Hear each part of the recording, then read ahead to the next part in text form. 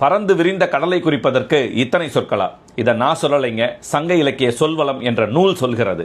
கடல், அழுவம், அளக்கர், ஆர்கலி, ஆழி, ஓதம், கார்கோல், கிடக்கை, குட்டம், திரை, துறை, நீர், பரப்பகம், பவ்வம், புணரி, பெருநீர், பவ்வம், முதுநீர், முன்னீர், வளைநீர், குடகடல், குணகடல், தென்கடல். பாப்பா சொல்றப்பவே மூச்சு வாங்குது.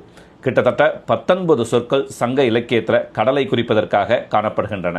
அதற்கு பின்னால் சமுத்திரம், பறந்து விரிந்திருப்பதால் பறவை, இப்படிலாம் எத்தனையோ சொற்கள் இருக்கின்றன. ஆனால் சங்க காலத்திலேயே கடலை குறிக்க 19 சொற்கள் இருந்திருக்கின்றன என்பதை இந்த சங்க இலக்கிய சொல்வளம் மிகச்சிறப்பாக குறிப்பிடுகிறது.